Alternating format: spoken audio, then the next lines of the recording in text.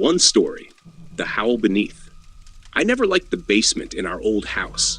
It always had this cold, damp smell that seemed to cling to everything, like it was trying to drag the musty air upstairs.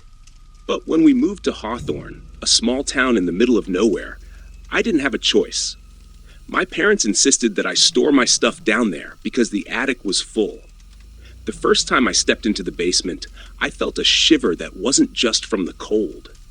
The single, bare bulb cast long shadows on the crumbling stone walls.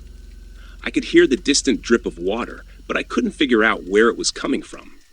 There was a strange noise too, almost like a faint rustling, but I chalked it up to rats. It was when I started bringing boxes down that I noticed something weird. Every time I went down, there was this smell, strong, earthy, like the wet undergrowth of a forest. I also started hearing noises, low and guttural, almost like a growl. It didn't take long for me to realize it wasn't the usual creaks and groans of an old house. One night, I decided to figure out what was causing the sounds. My parents were out, so it was just me in the basement. Armed with a flashlight and a baseball bat, I slowly descended the creaky wooden stairs. As I reached the bottom, the growling grew louder, echoing off the stone walls.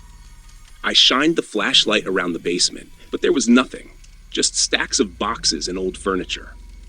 But the smell was overwhelming now, and I could feel something watching me. The growling had stopped, replaced by a low, menacing rumble that seemed to vibrate the very walls. I turned to leave, but then I heard a noise, scratching like claws on stone. I spun around, my heart hammering in my chest. There in the corner, where the floor met the wall, was a hole I hadn't noticed before. It was small, just large enough for an animal to crawl through. And from the darkness within, two glowing eyes stared back at me. I froze, too terrified to move. The creature stepped out of the hole, and I saw it clearly for the first time. It was like a wolf, but bigger, with matted fur that blended into the shadows. Its eyes were bright and intelligent, but filled with a hunger that chilled me to the bone. It bared its teeth, long and sharp, dripping with something dark. I stumbled backward, nearly dropping the flashlight. The creature advanced, its growls deepening into a sound that was almost a laugh. I knew I couldn't outrun it, not in the cramped space of the basement.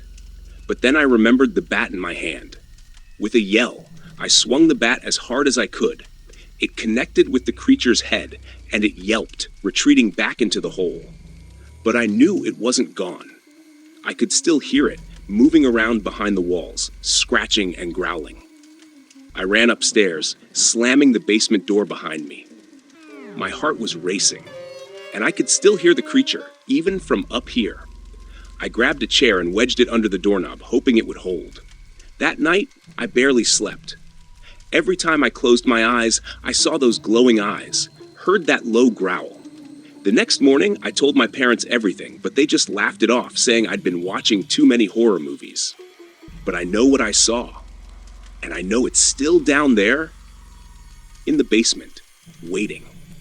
Every now and then, I hear it scratching at the walls, and I wonder how long it will be before it finds a way out. 2-story, The Howling Below. The basement had always been off limits. My parents, who never had rules about anything else, were adamant that I stay away from that door. The house we lived in was old, with creaky wooden floors and the smell of dampness that seemed to come from everywhere. It was the kind of place that whispered secrets you didn't want to hear. But as a kid in a small town like Blackridge, curiosity was a curse. The basement door called to me like a magnet, and every time I passed it, I felt the urge to open it just once, to see what was so dangerous, so forbidden. It happened one evening when my parents were out for the night.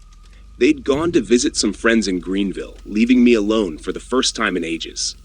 The house was unusually quiet, the kind of quiet that made you notice every little sound, every creak, every groan. I tried to distract myself with TV, pipe, but the urge to explore the basement grew stronger.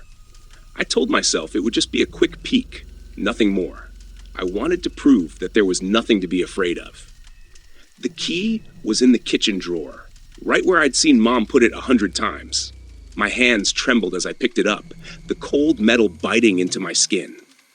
I took a deep breath and approached the door, the old wood groaning as I pushed it open. The smell hit me first, a thick, earthy odor that made my stomach churn. It was as if the basement had been sealed for decades, holding on to something foul and ancient. I flicked on the light, but the bulb was dim, casting weak shadows along the stairs. I descended slowly, each step echoing in the silence. The basement was larger than I expected, with walls lined with old wooden shelves, covered in dust and cobwebs.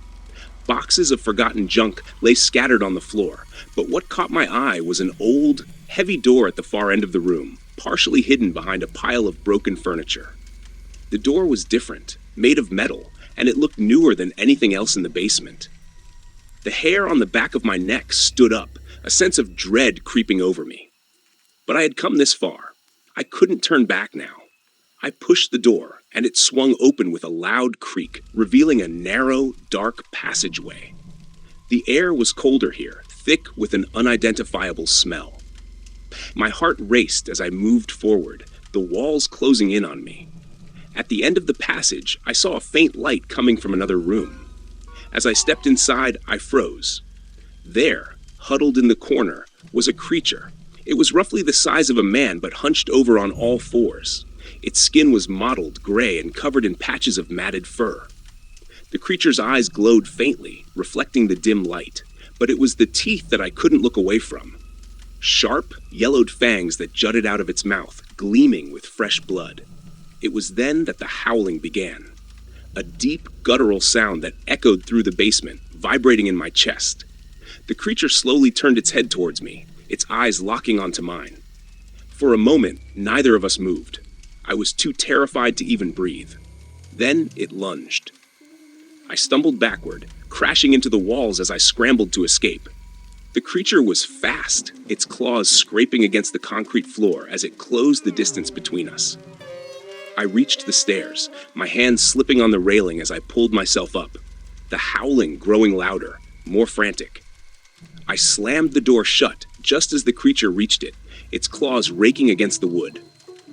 I locked it, my breath coming in ragged gasps as I backed away. The howling continued for a moment before it finally stopped, leaving the house in eerie silence. My parents never asked about the basement, and I never told them what I'd seen.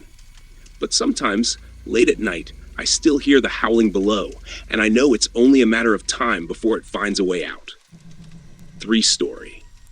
I've always been afraid of basements. Maybe it's the cold, damp air that clings to your skin, or the way the darkness seems to swallow up the light. But this basement was different. It was my new home's basement, and it was massive. A labyrinth of concrete walls and narrow passageways that twisted and turned like some underground maze.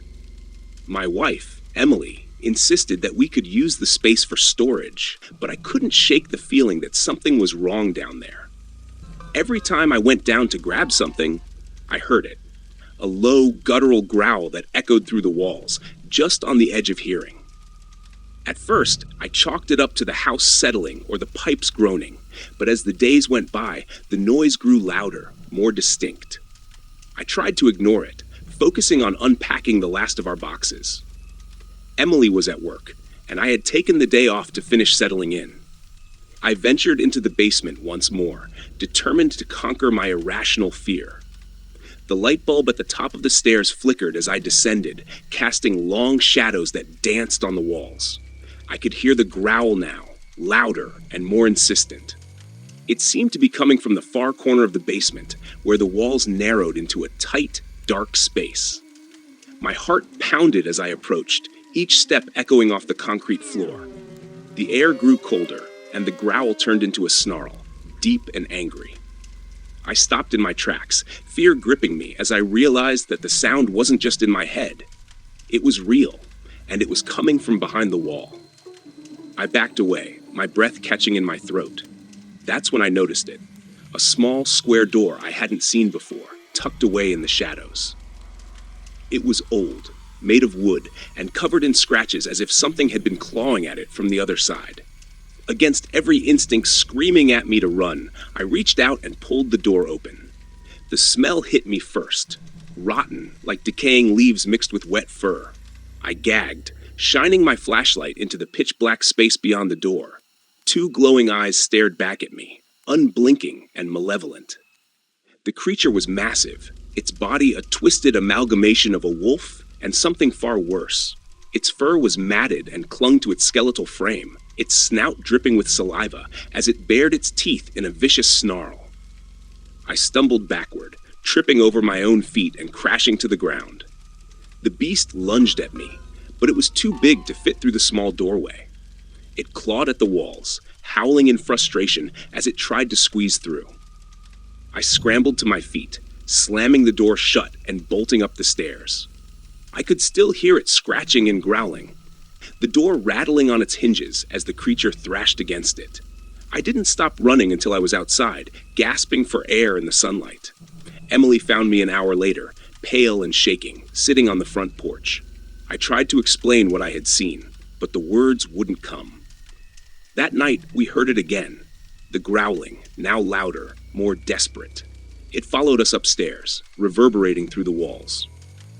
We barely slept, clutching each other in fear as the sounds of scratching and snarling grew more intense. By morning, we had made our decision. We packed our bags and left the house, leaving everything behind. I couldn't get the image of those eyes out of my head, the way they bore into me, filled with hunger and rage. We never went back, but sometimes, late at night, I still hear it, the howl of the creature that lurks in the basement, waiting for its chance to escape.